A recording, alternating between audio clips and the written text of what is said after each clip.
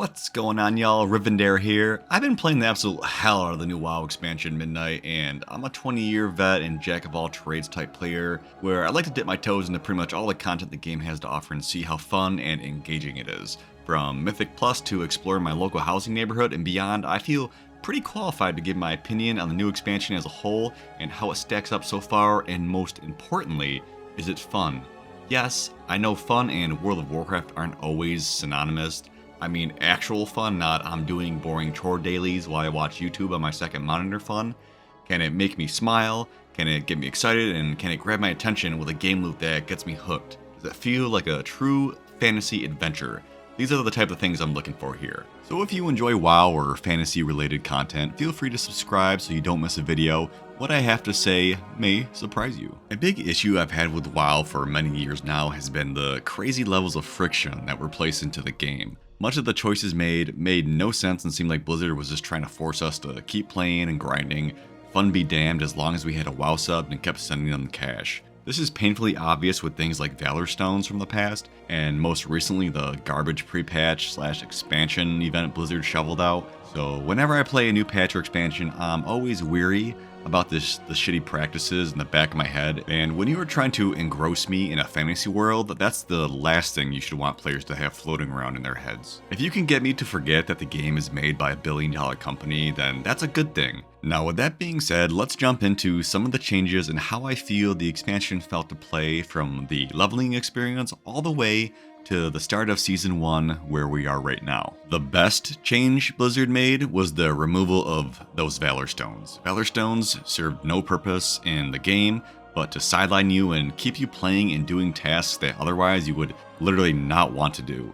To state it bluntly, they were complete corporate bullshit and served no purpose but to keep you logged in for longer. The fact is, it had the opposite effect for me and many of my friends. I would be grinding Mythic Plus and get some upgrades only to have to fly and do some stupid world event I hated just to get enough stones to upgrade, which completely ruined the flow of the game and made playing feel like a chore. And you know what players do, Blizz, when you make the game feel like a chore? Yeah, that's right, they quit. This also goes for those stupid Radiant Echoes you needed to do in order to get more Delve Keys. That whole event sucked ass. So Blizz, good job removing both of those, honestly. The gearing feels so much smoother and more efficient, not only for my main but also my ults as well. More of that please. More of respecting players' time. I'm way more likely to play more of the game and ults when friction doesn't exist. Now whether you enjoy it or not, the introduction of housing has been a huge success. Housing makes a wonderful new space in a completely different way for WoW players to play the game,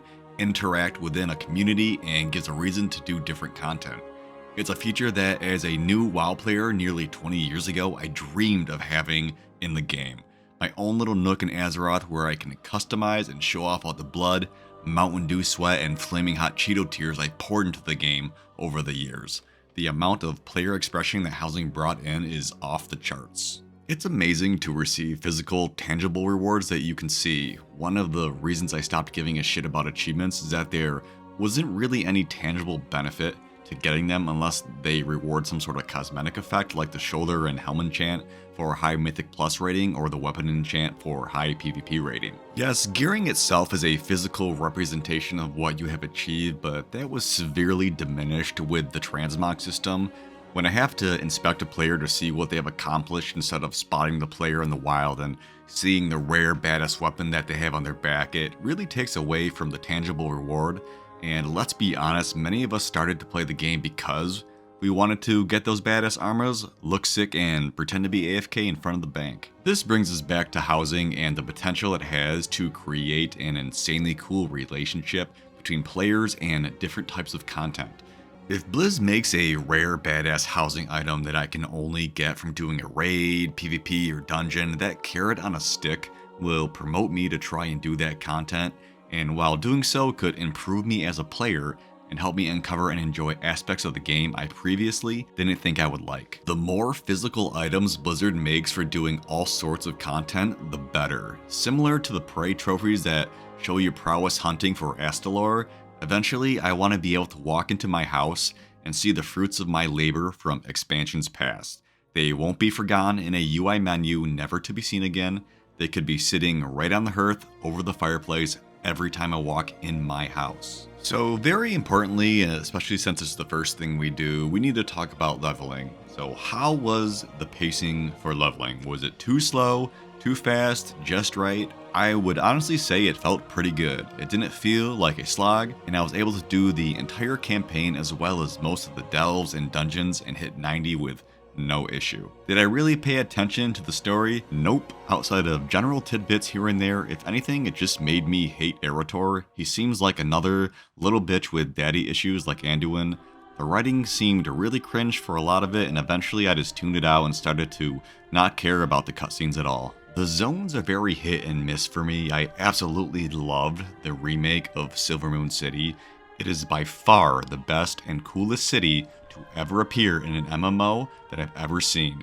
They really did it justice, and all the credit in the world should be given to the devs. Side note, I highly recommend putting on an inky black potion you can get from the Argentina and looking at the city from that perspective. It's pretty dope. Eversong Woods I thought was great. It kept a good amount of old elements and combined with some new that created a fun, whimsical zone that screamed Blood Elves. However, I hated navigating those light growth areas in the zone. Those are very annoying. I did enjoy the lack of verticality on the zone. It seems like Blizzard almost has to find a way in every zone to make huge cliffs and valleys to make it seem bigger because of dragon riding, so this was a welcome break from that. Zul'Aman takes the cake for my favorite zone, I think, aesthetic-wise. It's like a combination of Grizzly Hills meets Swamp of Sorrow. Nice woody vibes. It was fun to explore this expanded territory and see what was up with those trolls after all these years. There were some annoying caves sprinkled here and there, but otherwise, very decent. Herondar, the home of the new allied race, the Heronir, I honestly thought was really annoying. It's fine if a zone has verticality, but I absolutely hate when you throw in a mix of confusing root caves and holes. Stop that shit, it's stupid. If you want a zone that did it right, look at stuff like the Storm Peaks from Wrath, or maybe High Mountain or Stormheim from Legion.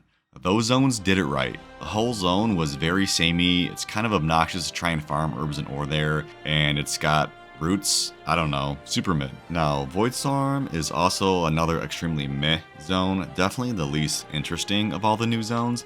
There's really nothing exciting here. It's a worse Netherstorm, just purple void everything. I get it, it's hard to work with that, but nevertheless, get it?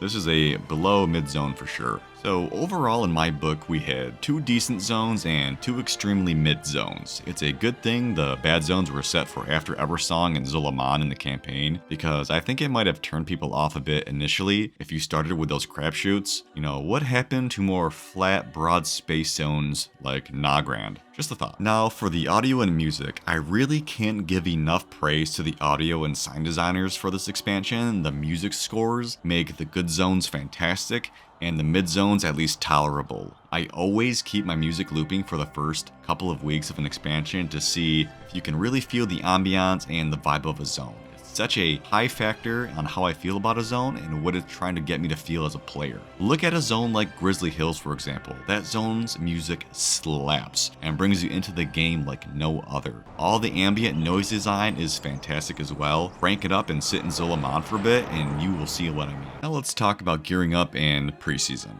I can honestly say that this has been one of the best times I've ever had in recent memory in WoW, with gearing up in preseason and actually having things to do. On paper, it seemed like a long time from launch of the expansion until Mythic Plus released, but I'm very happy to say that I was fairly busy during that time, leveling up my Paladin as well as alts and enjoying that, grinding out delves and world quests, doing Mythic Zeros to get used to the dungeons, as well as doing the new price system, which is fun and feels very rewarding. All the systems seem to work together very well, and I was getting a ton of gear. Not all of it good, fuck you versatility, why is it even in the game still, Blizz, and on quite literally everything. Whoever creates the gear/items, do you even play the game? Nobody wants that shit. Put it on PvP gear or something. There is nothing worse than seeing a flashy new upgrade drop for you and you see Mastery, hell yeah, followed by Verse, hell no. The delves, I think, are much better this expansion than the War Within, with their removal of the more annoying type scenarios such as the Candle and Poison Totems one.